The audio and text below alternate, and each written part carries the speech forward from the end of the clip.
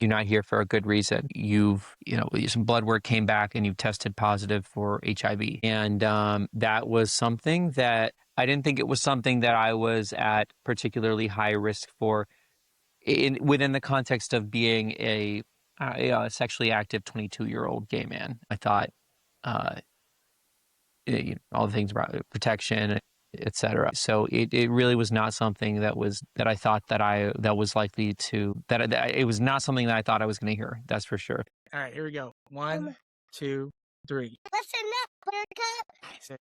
Good evening, ladies and gentlemen. Welcome to Beyond the Yard. Tonight we have our host, myself, Daryl, Gage Trotter, Brandon Ease Carter. We got a special guest tonight from class of 2014, United States Naval Academy, Kevin Deese. And we're going to be talking about a lot of stuff, a lot to catch up on. And I think the first one I really want to just throw it up to you, Kevin, and just like who are you? Yeah. Who am I? Damn. That's a big question, Daryl. Is that how you start every No, conversation with the guy?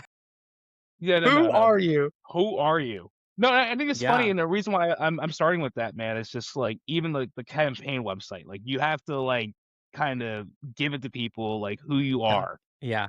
In like such a concise way. So I'm just like curious. I know. Man, like who are you? Sure. No, I mean, I guess this is a good rehearsal, So, I mean, listen, right now I'm in the period of like knocking on doors, getting signatures to get on the ballot. New York State has this whole process. So, when I start telling people about who am I, what I tell them is I graduated from the Naval Academy in 2014.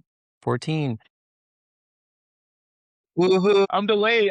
14. Yeah, there you go. But right before I graduated, was unfortunately diagnosed as HIV positive and told that for that reason, I would not be allowed to commission as an officer in the Navy with the rest of my classmates when we graduated.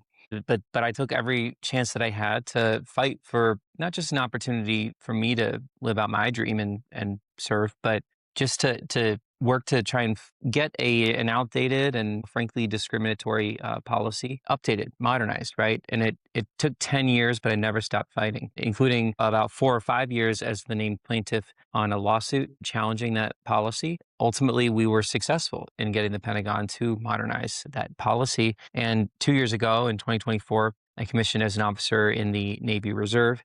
So that's like, I guess the crux of kind of, I don't know, the big hits as far as who I am or what I've kind of been through and kind of what I don't know, the kind of fighter I am. I mean, that's a hell of a journey, man. I don't think anybody's gonna be able to deny that.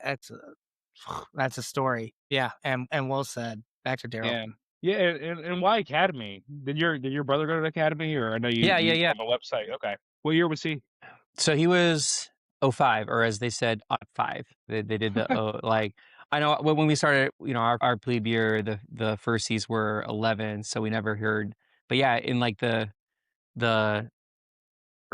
first decade of the 2000s, they said 01, 02, I don't know. But yeah, 05. So he was 9 years older than me, or is rather.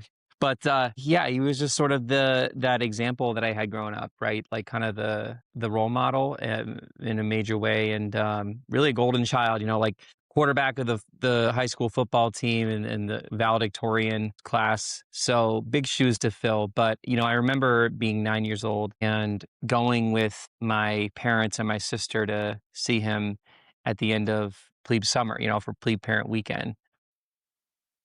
He was like so much taller than I remembered him, like he just kind of stood up straighter, and was calling everyone sir and ma'am. And to me, that was like my first exposure in a way that really stuck with me to the concept of being part of something bigger than yourself, right? And being in service to a cause bigger than oneself. And it just stuck with me.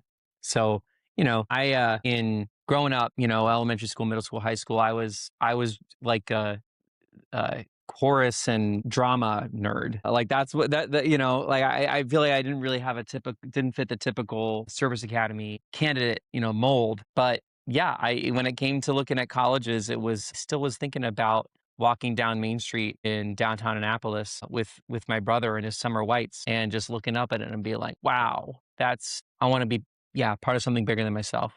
So that's what led to me, applying. And ultimately it was a choice between the Naval Academy and Notre Dame. And I went with the Naval Academy and the Navy, and I have no regrets. Nice. So you get to the academy, and I don't know, were you expecting it to be what it was once you were there, or was it there a little bit of like a letdown, or was it like did it live up to expectations like once you were actually a mid? I mean, I'm so tempted to I'm like honestly curious about, what your guys' answer is to that Yeah. question, you know? But and I'd love to hear it. But since I won't answer your question with another question. I mean, honestly, I had a sense of what to expect because my brother had been through it, but foolishly, I was like I said, okay, I grew up loving chorus and drama, theater. So that fits certain stereotypes, okay? And let's just say when I was 18, I wasn't necessarily out to myself as far as just being honest about, kind of certain core aspects of my identity, namely that I'm gay. So everyone else around me kind of knew that, but I think there was a part of me that was still trying to run away from that because I was pretty good at compartmentalizing all throughout high school and just Yeah. focusing on school, extracurriculars, getting and working on getting into a good college. So, but I don't know, you're thrown into plebe summer and then plebe year, and they're just, I feel like I didn't have the bandwidth maybe in my head to continue to put energy towards that compartmentalization. So I was sort of like confronted with this reality that shit, I don't think I can run away from this. Also, I'll say in hindsight, like starting at deciding to go to the Naval Academy when Don't Ask, Don't Tell was still. Yeah, that's what I was actually gonna highlight. I was gonna say, I Yeah. mean, during our time, Mhm. plebe year, if you had that realization and you had gone down and said something, you would have been given the boot. Yeah, and I think it's kind of hilarious that I was maybe partially subconsciously might have been thinking about if I join the military, well, you're not allowed to be gay, so no one will make jokes about me being gay anymore. No one will think I'm gay. That was really misguided.